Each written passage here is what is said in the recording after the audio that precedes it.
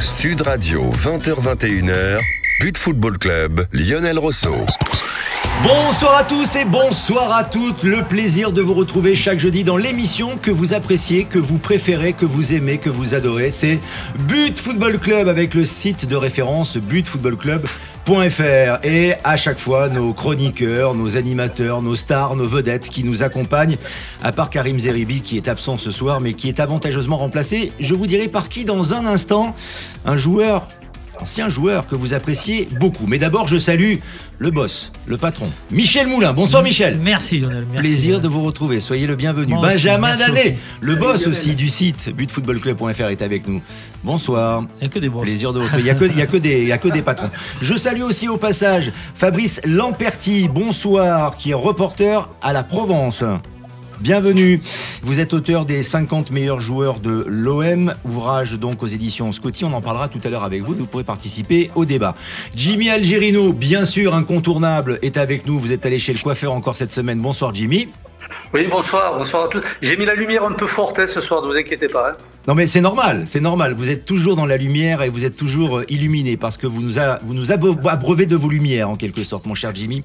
Et on est ravis d'être avec vous. Et donc, notre idole, notre star, notre vedette qui nous accompagne ce soir, notre invité majuscule, c'est monsieur Daniel Bravo. Bonsoir Daniel. Bonsoir à tous. Ravi de vous accueillir, Daniel Bravo. Est-il besoin de le présenter?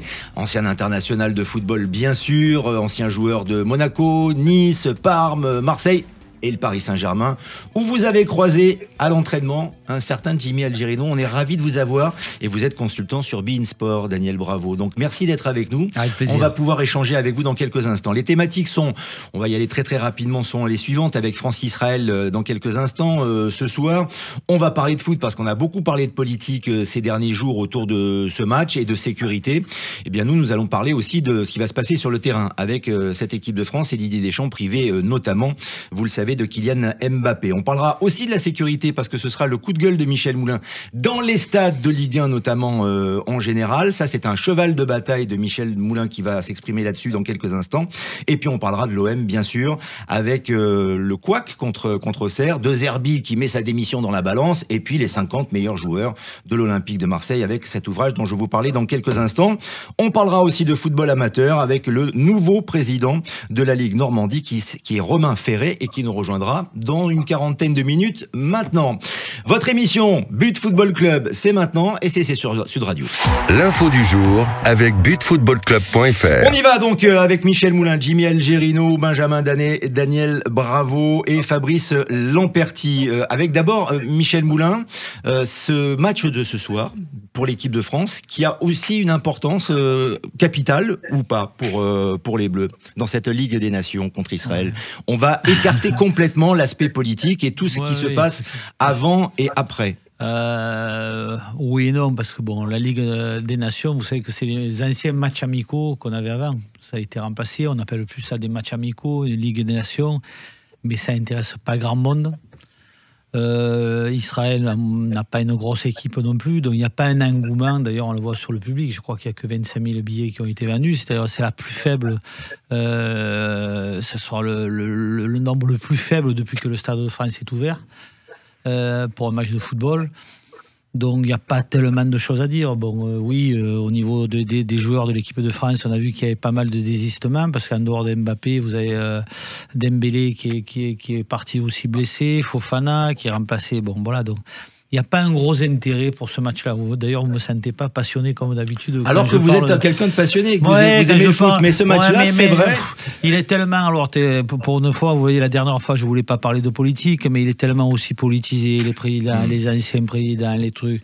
C'est de la Moi, tout ça, c'est ce que je disais la dernière fois, d'un côté, de l'autre. Moi, je parle de sport. Et la politique n'a pas de place dans un stade. C'était le débat que vous avez eu la semaine dernière. Les gens, pour se faire voir, pour faire les gros bas, on a peur de personne. On a peur, oui, bien entendu, ils sont... Mais c'est un peu n'importe quoi. C'est un match que j'aurais pas fait d'ailleurs au Stade de France, pour moi. J'aurais fait ça en province, dans un petit stade de Caen ou Reims, ou des stades comme ça. Ça aurait été plus simple, parce qu'il y a quand même 4000 policiers. Donc tout ça, c'est...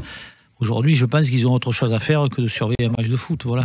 Votre regard sur l'équipe de France en général, Daniel Bravo, vous avez porté le maillot de l'équipe de France, bien sûr. Aujourd'hui, cette équipe, avec Didier Deschamps sélectionneur, l'absence de Kylian Mbappé, mais son absence reste quand même très présente au sein du groupe. On en parle beaucoup. Le fait que le brassard ait été confié à Kanté aussi, ça peut être une signification particulière, de manière à ce qu'Mbappé puisse le récupérer son problème quand il va revenir. Oui, c'est sûr, et Griezmann a arrêté, donc c'est normal que ce soit, pourquoi pas, Kanté qu'il est par rapport à l'expérience, mais je trouve que là on est à un point important de la vie des Bleus, parce qu'avec l'arrêt des joueurs emblématiques comme Lloris, comme Varane, Giroud, Griezmann maintenant, voilà, c'est une nouvelle génération. Et il faut reconstruire avec ces joueurs-là. Et je trouve qu'il y a du boulot. Autant quand Deschamps a repris la sélection au Qatar, on ne savait pas trop comment ça allait se passer, mais il y avait quand même quelques cadres qui tenaient le groupe. Là, on sent qu'ils sont un peu livrés à eux-mêmes maintenant. Et N'Golo Kanté, il est représentatif, mais il est un peu seul, là, je dirais, comme un joueur vraiment ancien. Donc, on est un peu à un tournant où on ne sait pas trop dans quelle direction on va aller. Et c'est pour ça que je dirais que tous les matchs sont importants, même celui-là, même face à un adversaire soi-disant plus faible. Il faut montrer, il faut reconstruire. Je pense qu'on a une période de reconstruction. Et il faut prendre tous les matchs sérieusement parce que encore une fois, on ne sait pas trop quelle direction va prendre cette équipe. Jimmy Algerino, est-ce qu'il y a des choses, des éléments qui vous enchantent dans le cadre du match de ce soir entre l'équipe de France et Israël chez les Bleus? Parce que ce que disait tout à l'heure Michel Moulin sur le manque de passion, d'engagement, d'envie de suivre ce match-là, c'est pas la première fois que je l'entends dans la bouche de ceux qui sont des passionnés, des puristes du football d'avant. Sans jouer au vieux con, hein, bien sûr, hein, mais c'est-à-dire qu'on a l'impression que, comme le disait si bien Kylian Mbappé la saison dernière, le football il a changé à tel point qu'il y a une forme de désintérêt. Est-ce que c'est votre cas aussi, Jimmy?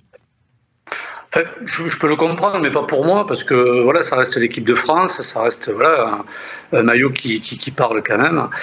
Et puis, moi, je crois que ce soir, au-delà du contexte, au-delà des problèmes géopolitiques, en fait, c'est l'occasion aussi pour Deschamps et tous ces joueurs de montrer une belle image, de ne pas galvauder le match, et puis peut-être de proposer un spectacle sur le terrain face à une équipe faible qui a 0 point, donc qui est largement à la portée de l'équipe de France, et essayer de proposer un jeu assez intéressant, marquer des buts, parce que l'équipe de France a été pas mal critiquée ces derniers temps, et en plus à l'absence d'Mbappé, montrer peut-être pour certains joueurs qu'ils ont leur place, qu'ils ont aussi leur importance.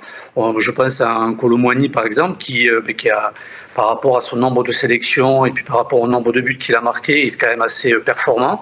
Donc peut-être ce soir aura-t-il l'occasion de marquer encore et de montrer, ne serait-ce que déjà en équipe de France et peut-être aussi à son club, mais qui peut avoir une autre posture, un autre poste au niveau de l'équipe de France et aussi au niveau du Paris Saint-Germain. Voilà, et Benjamin Danet, peut-être de nouveaux réglages ou des essais pour une équipe de France New Look avec la retraite, Daniel le disait tout à l'heure, de Griezmann, l'absence d'Mbappé qui va sans doute peser encore une fois, et peut-être y en aura-t-il encore à l'avenir, et donc de nouveaux joueurs qui peuvent peut-être prendre un peu plus de place. Peut-être, mais je maintiens que ce qu'on retiendra de cette Ligue des Nations, en tout cas des jours qui vont venir, ce sera 1, les problèmes géopolitiques, 2, est-ce que ça va bien se passer ce soir et est-ce qu'il n'y a pas d'incident? Je pense que c'est là-dessus qu'on insistera.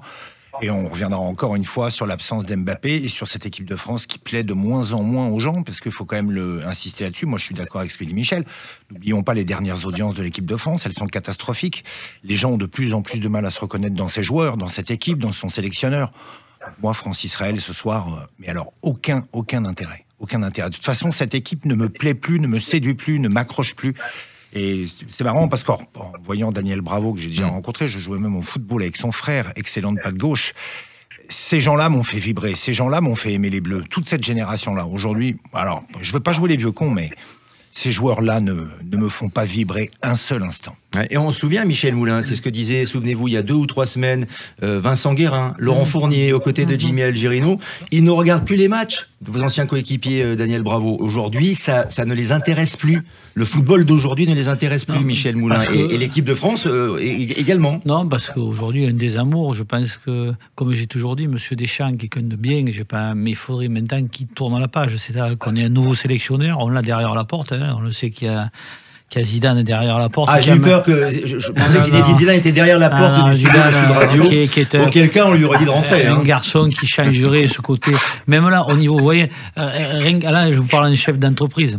Quand vous parlez du capitanat, un coup, on a Tchouaméni, qui pour moi, c'est pas, comme on disait, maintenant, Kanté, très, très, mais pas capitaine. Kanté, il a rien d'un capitaine. C'est un gars timide, introverti. Mettons, alors même si je ne suis pas pour les gardiens, mais Maignan, c'était quand même mieux que Kanté. C'est là qu'on voit que Deschamps ne maîtrise. On dirait plus personne ne maîtrise rien. On dirait que on le sent de l'extérieur. Il n'y a plus rien qui est maîtrisé. Mais Michel, peut-être parce que Kanté va pas faire d'histoire pour rendre le brassard quand Mbappé va revenir. C'est pour ça. Deschamps, il s'enlève de la migraine. Mais quand on est patron, on fait pas ça. Et même au niveau des sélections, moi, quand je vois Rabiot a rien à faire aujourd'hui en équipe de France, Rabiot. Klose, je l'ai vu jouer Lille-Nice l'autre jour. Mais Klose, il est très très loin d'avoir le niveau inter. Et on a d'autres joueurs aujourd'hui qu'on n'essaye pas. Deschamps aujourd'hui, il est dans son truc. C'est là qu'il faut changer. Il faut qu'on sorte là-dessus. Non, par rapport au capitanat, Michel, il y a aussi ceux qui pensent que le gardien, il est déjà le patron de sa défense. Oui. Et qu'il faut quelqu'un de plus haut Hugo Lloris, on a Deschamps a mis Hugo Lloris pendant des années. Donc il pouvait mettre Maignan. Peut-être qu'il a besoin, justement avec le manque de joueurs d'expérience dans le jeu, il a besoin de quelqu'un de plus expérimenté. Et c'est vrai, il est introverti, mais ça fait rien. Il suffit de quelques mots. Quand tu es capitaine, tu n'as pas besoin de hurler sur tout le monde pour te faire entendre. Non, c'est pas d'hurler, mais c'est un patron au milieu. Après, ça marche pas comme ça. Moi, je sens qu'il y a, d'ailleurs, dans le discours, parce que quand on parle, excusez-moi, c'est quand on parle après, quand Mbappé dit je m'en fous de ce que les gens pensent de moi, quand Deschamps il dit changez de chaîne si vous regardez. Non, mais c'est eux qui c'est ce que les gens ont fait. C'est eux qui, à un moment donné, ont fait. C'est ce que font les gens. Mais c'est là que c'est pas une critique. On est au bout d'un système, c'est au bout d'un encadrement. Parce que c'est pas les joueurs, c'est l'encadrement. On est au bout du bout là. Benjamin Danet. Oui, juste préciser, on fait de non-événements des événements. Le capitanat de Kanté, désolé, mais ça devrait même pas être un débat. Enfin, à un moment ou à un donné, on en revient toujours à ce que dit Michel. Les choses sont claires, les choses sont pas claires. Mbappé, il vient pas. Pourquoi il vient pas? Qui est capitaine? Combien de temps il sera capitaine? On a l'impression qu'à chaque fois, on essaie de nous ressortir un petit sujet pour que ça intéresse les foules. Enfin, c'est pas sérieux tout ça. Sud Radio avec votre émission préférée, But Football Club, avec le site de référence butfootballclub.fr. Nos invités Michel Moulin, Jimmy Algerino, Benjamin Danet, Daniel Bravo et Fabrice Lamperti, dont vous entendrez le son de la voix, rassurez-vous, dans quelques instants. Une pause et on se retrouve pour parler notamment de la sécurité dans les stades de Ligue 1. À tout de suite. Sud Radio, 20h-21h, But Football Club, Lionel Rousseau. Avec le site de référence butfootballclub.fr et nos invités, Daniel Bravo nous fait l'amitié d'être avec nous, le consultant de beIN Sport, mais le grand joueur de toujours, Daniel Bravo, le Petit Prince. Souvenez-vous à l'époque, pour les plus anciens, le Petit Prince de Monaco et de Nice notamment, alors qu'il est toulousain comme Jimmy Algerino, qui est avec nous, avec Fabrice Lamperti pour parler de l'OM, et Michel Moulin et Benjamin Danet. Et votre coup de gueule ce soir, Michel Moulin, on parlait de sécurité, c'est vrai qu'autour du Stade de France, il y a beaucoup de sécurité par rapport au contexte du match France-Israël et de la géopolitique, mais c'est l'ensemble de la sécurité par rapport aux insultes racistes, aux insultes homophobes, aux envahissements de terrain, notamment sur les terrains de Ligue 1, qui vous a mis encore une fois en colère, Michel. Ouais, il n'y a rien qui est fait. C'est-à-dire qu'aujourd'hui, plus on fait, et plus ça se développe, c'est-à-dire qu'il y a 2000 personnes qui font des chants homophobes, le week-end après il y en a 40 000, parce que les gens ne savent pas gérer. Il y a vos collègues, enfin vos confrères de l'équipe, inadmissible ce qu'ils disent aujourd'hui. C'est-à-dire ? Ben, il y a qu'à, il faut qu'on... Mais qu'est-ce qu'on fait On condamne, c'est scandale, il faut arrêter les matchs, mais il faut qu'ils arrêtent eux surtout. Moi, j'ai proposé il y a quelques années, et eux-mêmes se sont moqués de moi en disant que j'avais des gens spécialisés dans la sécurité. Ça, c'est quand vous étiez candidat quand à la j'étais présidence candidat, de la FFF. et j'avais des gens de très haut niveau pour s'occuper de ça. Et qui ferait le boulot aujourd'hui? Aujourd'hui, qui peut faire? C'est facile de dire, il faut pas, on condamne. Mais ils peuvent se réunir des années. Il n'y en a aucun qui est spécialiste de ça. Moi, j'avais mis des gens spécialistes de ça. Mais qu'est-ce qu'il pour faudrait infiltrer. Mais il faut infiltrer les supporters, comme on a fait. Moi, j'ai été responsable j'avais jamais de problème avec les supporters. Déjà, j'allais leur dire bonjour, je sympathise. Et surtout, je les infiltrais. Je savais avant qu'ils rentrent sur le terrain, dans les tribunes, ce qui allait se passer. Mais ça, c'est des gens spécialisés, c'est pas moi. Moi, je suis pas bon aussi, je suis comme les autres. Mais il faut prendre des gens. Moi, quand j'avais Bernard Squarcini, ancien patron de la sécurité en France avec moi, qui est un ami, il sait de quoi il parle. Tous, ils parlent tous les soirs de ça, mais ils peuvent en parler pendant des années. Et c'est l'inverse. Pourquoi c'est un coup de gueule? À force d'en parler comme il faut entre eux, dessus, gna gna. Mais. Et il ne se passe rien, c'est ça que mais il ne se passe pas bien. C'est qu'ils argumentent le truc, il y en a de plus en plus. Ils vont arrêter tous les matchs. Alors, le week-end, encore pour le foot, malheureusement, par passion du foot, je parle. Mais on va arrêter tous les matchs, parce que là, ils rigolent tous. Mais au Havre, il y a un problème. À Marseille, il y a un problème. À Saint-Etienne, il y a un problème. À Paris, il y a un problème. Il faut que les clubs soient courageux aussi. Je pense qu'aujourd'hui, les clubs ont perdu un peu de leur autorité vis-à-vis des supporters qui peuvent être aussi violents, impressionnants ou intimidants. Ça, je le reconnais. Mais c'est dommage d'en être arrivé là, parce que il y a un moment, t'es patron de ton club, tu dois maîtriser, tu dois gérer, et tu dois gérer ça de manière assez autoritaire, d'une manière ou d'une autre. Il faut savoir régler le problème. Et je trouve que c'est pas normal que j'ai joué, nous on avait des problèmes à l'époque, et aujourd'hui je m'aperçois que rien n'a changé. Quand vous dites à l'époque, c'était avec... À l'époque, nous c'était grave, il y a eu des morts à Paris. À Paris, il y avait eu quand même des morts, les tribunes étaient très politisées. C'est vrai. Et je pense que à Paris, quand même, ils ont su quand même faire évoluer la chose. À Paris, on peut dire que le travail a été fait. Et je trouve qu'il y a des clubs où on sent que les supporters ont un peu la même mise. Et c'est pas normal, parce que quand vous voyez des banderoles qui sont déployées dans le stade et que le club ne fait rien, normalement, il y a des banderoles qui ne devraient pas voir le jour si le club maîtrisait le truc. Je ne dis pas qu'il faut interdire la parole aux supporters, c'est pas du tout ça. Bien sûr. Mais il y a des moments, il y a des choses qui sortent qui ne devraient pas sortir. Ouais. Michel Moulin, mais ils ne savent pas faire. C'est-à-dire que ces présidents de club, déjà pour la plupart, ils sont pas très bons, on le sait tous autour de la table, et ils ne savent pas faire la sécurité. C'est là qu'il faut les aider. C'est là que la fédération, la Ligue devrait aider avec des gens, des vraies personnes. Aujourd'hui, ils se réunissent. Quand ils se réunissent au LAS, Keller et tout, ils parlent de la sécurité. Mais ils savent quoi? C'est comme si tu me demandais à moi, faire de l'informaticienne, d'enregistrer l'émission. Je ne sais pas faire, moi je vais appuyer sur les mauvais boutons. Il faut des pros.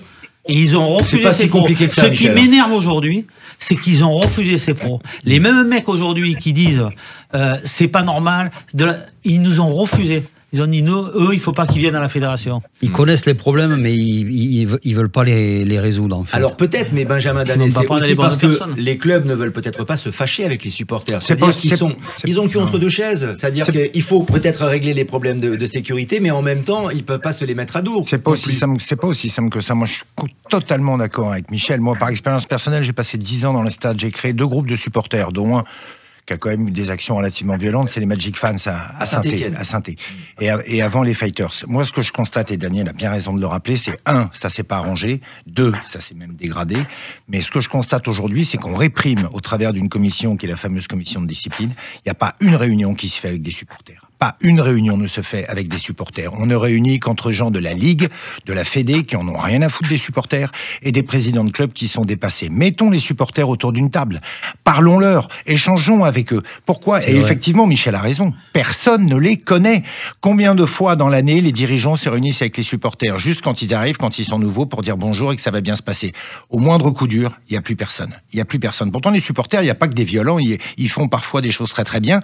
Et il y a des clubs avec qui ça se passe bien. mais pendant des années, et certains clubs, et Daniel a raison de le souligner, on a donné trop de pouvoir aux supporters. Une fois qu'on a donné trop de pouvoir, c'est compliqué de leur reprendre. Mais au moins, faut parler avec eux, échanger. Et là, Michel a raison. On a quoi? On a quelqu'un qui s'occupe de la lutte contre le hooliganisme.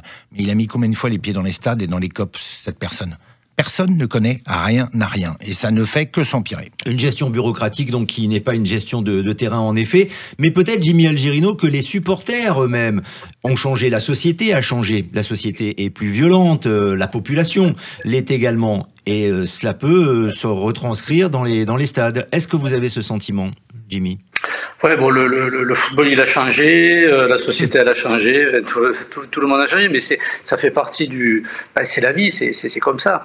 Après, moi, ce que je vois, c'est qu'aujourd'hui, je parle par rapport à Paris, il y a le nom sur les billets, il y a la possibilité, il y a les caméras, il y a je sais pas combien de caméras ou quoi. Donc, si on a la volonté vraiment d'arrêter ou de stopper un petit peu ce genre de problème, il y a les possibilités. Après, effectivement, il n'y a peut-être pas des gens complètement compétents.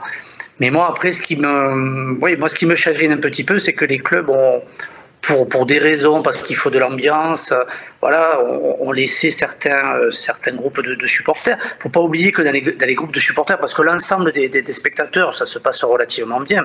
C'est souvent bien situé dans certains coins du stade. Il ne faut pas oublier non plus qu'il y a des capos, ce qu'ils appellent ça en Italie, mais même en France, ça veut dire qu'il y a des responsables. Donc à un moment donné, ces réunions avec ces capots, avec la direction du club, avec la Ligue, et puis même avec l'État, devrait normalement, on devrait au moins endiguer ce genre de problème et arrêter de parler de ça, parce qu'encore une fois, sur une émission de football, on va parler de problématiques et de problèmes dans le football, et pas de jeu, pas de tactique, pas de technique.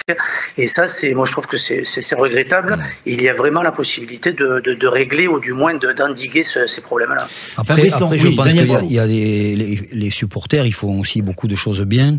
Et souvent, ils sont très bien renseignés sur ce qui se passe dans le club aussi.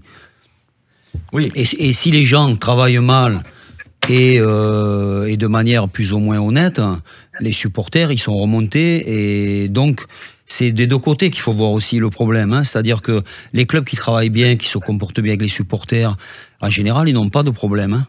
Bien sûr. Mais il y a l'influence aussi des supporters. Voilà pourquoi je me tourne vers Fabrice Lamperti. Vous suivez l'OM, vous connaissez bien. On va parler de votre ouvrage dans quelques instants sur l'Olympique de Marseille. Il se dit qu'à Marseille, les supporters ont une vraie influence. Et donc ça peut permettre peut-être de gérer la sécurité, ou au contraire de l'augmenter, de faire pression sur le club ou sur les joueurs. Effectivement, les supporters de l'OM ont une influence, on le sait, on en parle depuis des années. Après, je pense que c'est aussi au club, comme on le disait précédemment, c'est aussi au club d'agir. Lors du dernier match entre l'OM et Auxerre, je ne sais pas si vous vous rappelez, il y a eu une journaliste bortérane de DAZN qui a reçu un projectile sur la tête. Ambre Godillon, exactement. Du coup, la commission de discipline s'est réunie et traitera le dossier dans 15 jours, comme elle a l'habitude de le faire. Et sitôt le match terminé, on nous a montré les images de ce qui s'est passé. Donc ça veut dire qu'ils savent exactement d'où ça vient, comment les choses se passent, qui fait ce genre de choses. Et voilà, sauf qu'il faut qu'ils prennent leur responsabilité et le courage. Ne feront rien contre je pense que la Ligue va sévir comme elle a l'habitude de le faire. Elle va sans doute décréter soit une amende, soit un huis clos, comme elle a pris l'habitude de le faire ces derniers temps. Mais est-ce que c'est des décisions qui vont dissuader ce genre de comportement par la suite? On voit pour l'instant que c'est pas le cas. Donc malheureusement, j'ai l'impression que on est voué. C'est voué à continuer ce genre de choses. Ouais. Et ça donne, Daniel, quand on a vu, moi je me rappelle des images où les joueurs tiraient les corners, protégés, par des boucliers, parce qu'ils prenaient de tout sur la tête. Comment c'est possible d'en arriver là, quoi? Alors que ça veut dire quoi? La bouteille. Ça veut dire qu'un jour on va devoir jouer avec des supporters, les supporters qui soient carrément derrière des vitres incassables pour pas pouvoir jeter des trucs sur le terrain.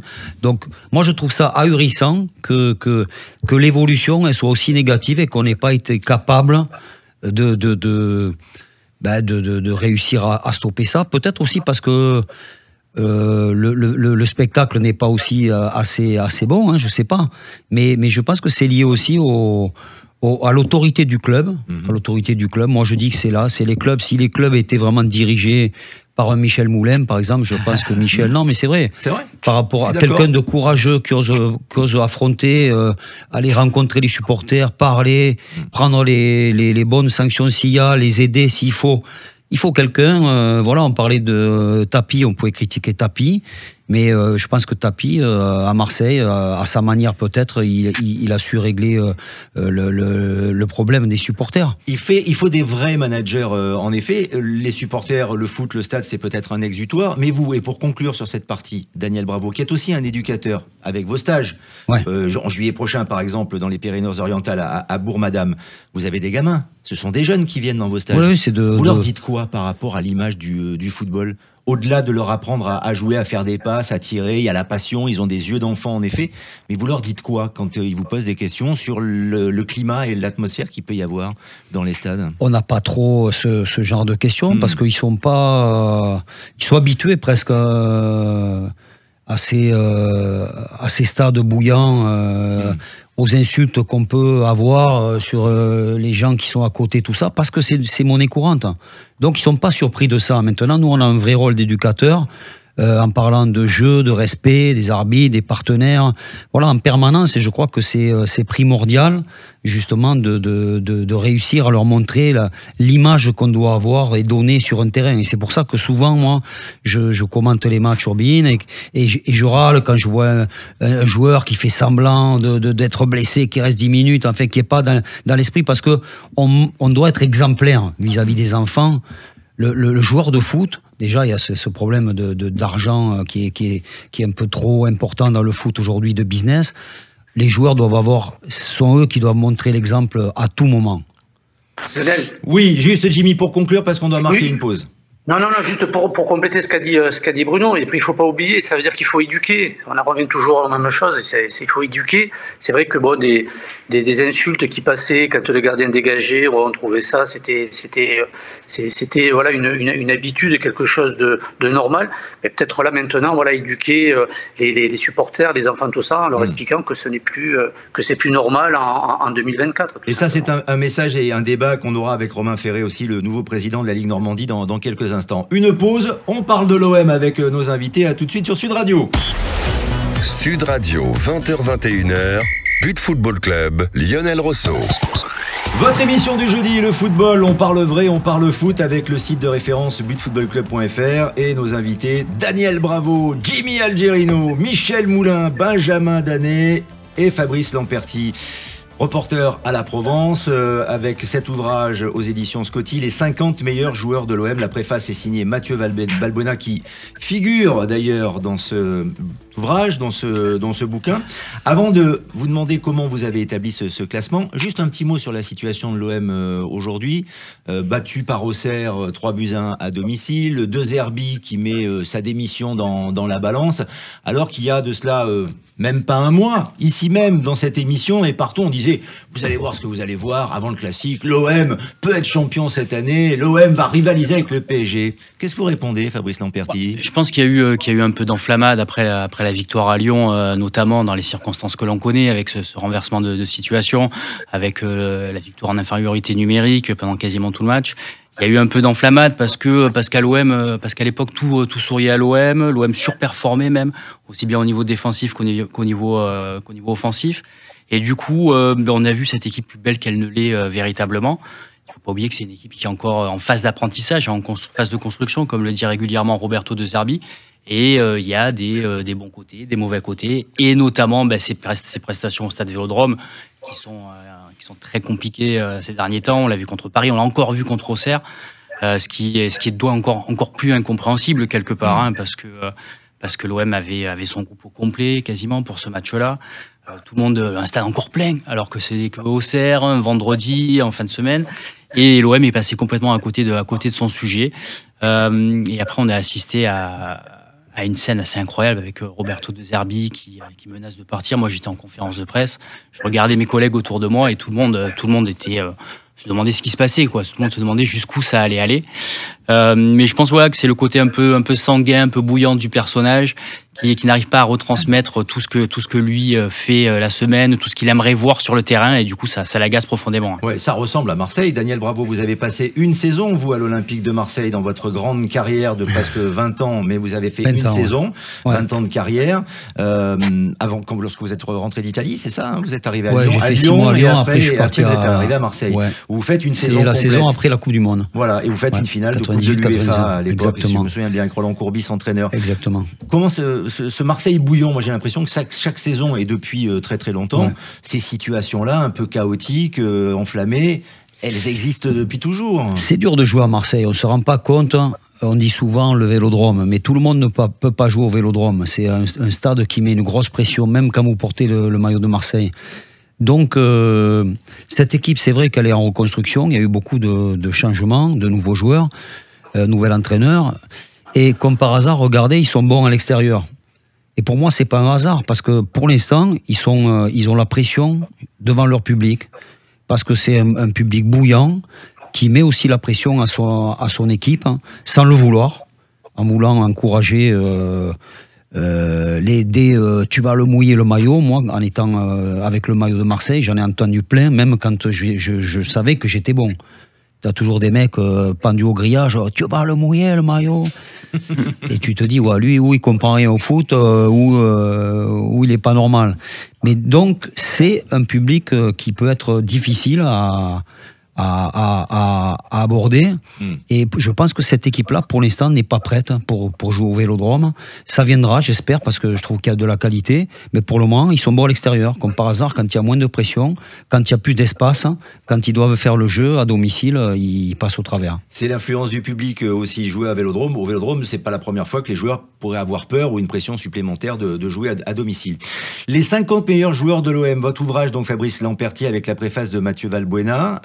Comment vous avez établi le classement? Parce que c'est un classement à travers les âges, c'est un club plus que centenaire, l'Olympique de Marseille. Donc je vois que notamment sur la couverture, on a Papin, Skoblar, Waddle, Boli, Mandanda, il y a Magnusson aussi, si je vois bien. C'est ça, Gunnar Payet, Anderson. Également. Comment vous avez établi ce classement? Et pourquoi d'ailleurs un livre de classement des meilleurs joueurs? Alors comment je l'ai établi?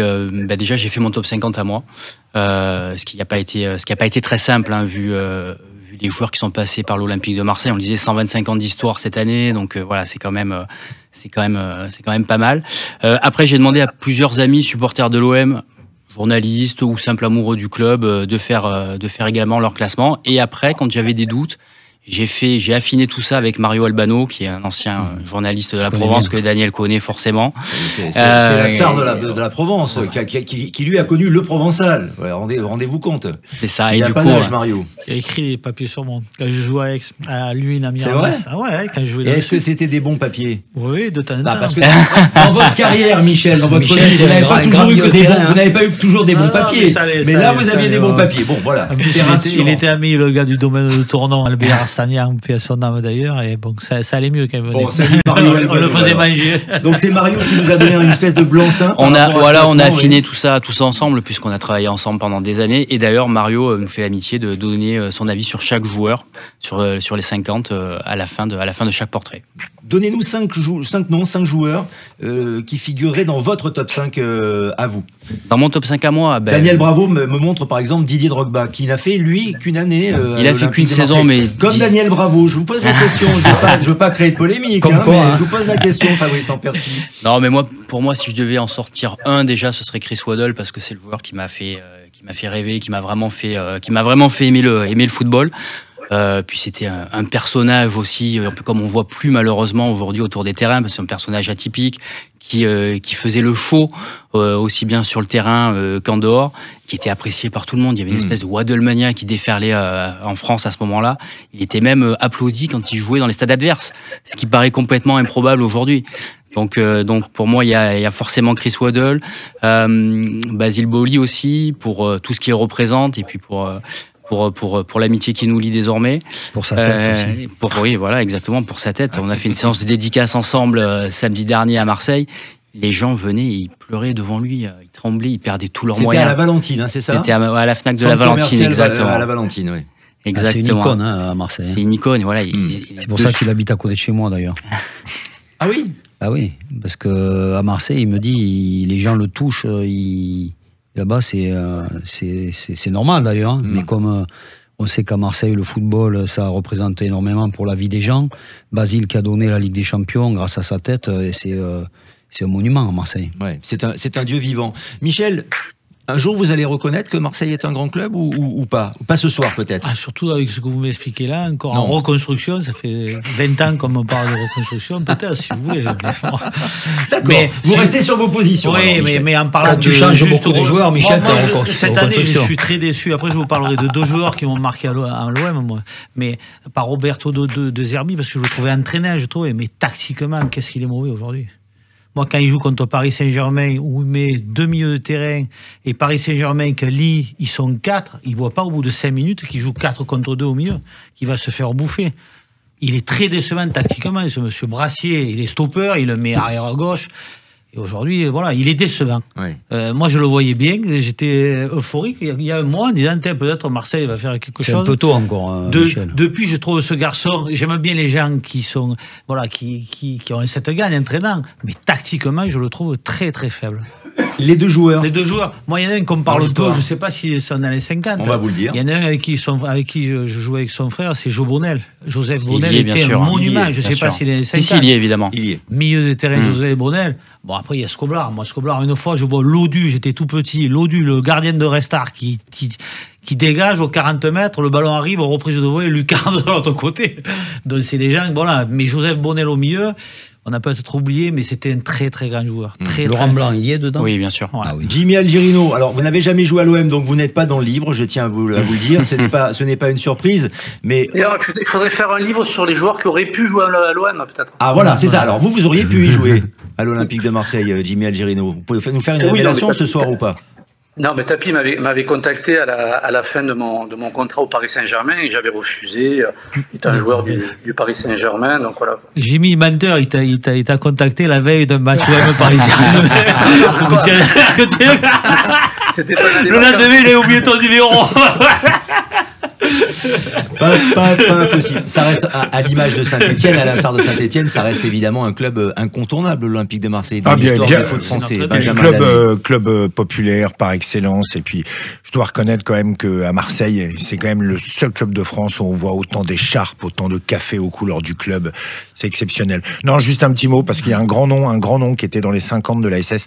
C'est monsieur Rachid Melkoufi, qui est disparu récemment. Qui nous a quittés récemment. Et voilà, lui, c'était un sacré bonhomme et surtout un footballeur humaniste qui avait beaucoup de courage puisqu'il avait participé à la création de l'équipe du FLN à l'époque. Exactement, voilà. vous faites bien de le préciser parce qu'il existe le même livre pour Saint-Etienne, les 50 meilleurs joueurs de Saint-Etienne. Il y a Casby aussi de Nîmes, un très grand joueur qui est décédé la même semaine. Mais le numéro 1, c'est JPP, non, quand même, à Marseille. Non. JPP, le numéro 1. Moi, je vais vous dire un truc. Non, mais moi, l'OM, c'est pas. Vous savez pourquoi, l'OM? On est tous les deux pareils.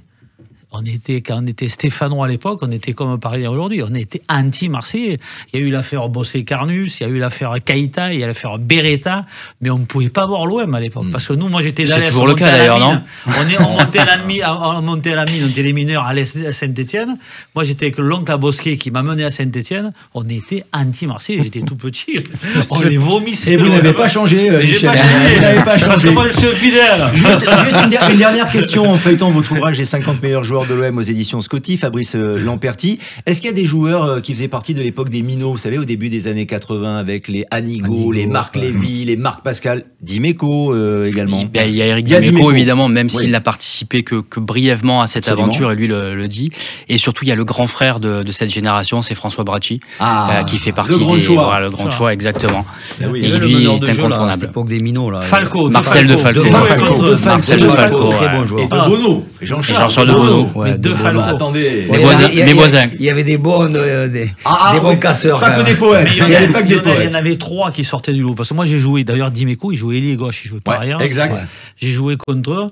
Il y avait des Caminiti, Anigo. Mais les 3 meilleurs pour moi, il y en a un que personne ne parle, c'était Lopez derrière. Ah oui. Il y avait un grand qui s'appelait Lopez. Dès qu'on arrivait dans le baron, un peu il surnommé le baron. Il partait à Dijon, il prenait le ballon, on n'arrivait pas à le toucher. Il y avait Pascal et De Falco. Les 3 meilleurs, c'était les 3. Marc Pascal, c'est un joueur qui est sous-utilisé et sous-traité. Il y a un documentaire sur Canal, sur toute l'époque des minots, où notamment, mais exceptionnel. On marque une pause. Le foot amateur, c'est dans quelques instants. But Football Club, à tout de suite. Sud Radio, 20h-21h, But Football Club, Lionel Rosso. Et la dernière partie de notre émission sur Sud Radio, But Football Club avec le site de référence butfootballclub.fr. Nos invités ce soir, le grand Daniel Bravo, le petit prince, mais le grand Daniel Bravo, Benjamin Danet, Jimmy Algerino, Michel Moulin et Fabrice Lamperti, les 50 meilleurs joueurs de l'OM. Et un nouvel invité qui nous rejoint sur notre antenne, c'est Romain Ferré, le nouveau président de la Ligue Normandie, puisqu'il y a eu les élections dans les ligues, vous le savez, on parle de foot amateur comme chaque jeudi sur notre antenne. Bonsoir Romain Ferré. Bonsoir. Merci. C'est un vrai plaisir. Déjà, félicitations. Bravo, parce que c'est tout frais. Et surtout, je crois savoir que vous n'étiez pas favori, d'après ce qui se disait. Et vous avez été élu. Pourquoi ? Oui, effectivement, il y avait le président de la Ligue et les 5 présidents de district contre ma candidature. On dirait simplement que les clubs m'ont voté. La nouveauté, parce qu'il y en avait besoin de la nouveauté dans cette ligue, principalement ? Oui, et puis on oublie de temps en temps que ce sont les clubs qui votent et qu'aujourd'hui c'est quelqu'un de terrain qui a été élu. Je pense que le football technocratique va avoir tendance à peu être mis en concurrence par les gens de terrain. Car votre campagne, et même avant votre campagne, vous étiez beaucoup sur le terrain. Et c'est peut-être ça qui a payé, et ce qui vous permet aussi de réaliser véritablement ce qui importe le plus dans le football amateur aujourd'hui. Vous, je crois que vous avez des piliers dans votre campagne, qui est à la fois le prix des licences, le niveau de l'arbitrage, l'inclusion également dans le football. Ça, c'est très d'actualité, n'est-ce pas ? C'est ça, exactement. Oui, il y avait quatre piliers. C'est ce que vous venez de décrire. L'arbitrage, la refonte des compétitions jeunes, le rôle du bénévole dans l'inclusion sociétale et le rôle du football, et puis les contraintes financières et administratives qui aujourd'hui étouffent nos bénévoles. Ouais. Est-ce que vous allez avoir les moyens de vos ambitions maintenant que vous êtes président ? Parce que à chaque fois que nous interrogeons soit des présidents, soit des dirigeants du football amateur, ils disent tous à peu près la même chose. On manque de moyens et nous, la France d'en bas, la France du football d'en bas, nous ne sommes pas entendus par les instances. Alors, je suis assez d'accord sur le fait que les présidents de district sont souvent très loin de l'instance fédérale.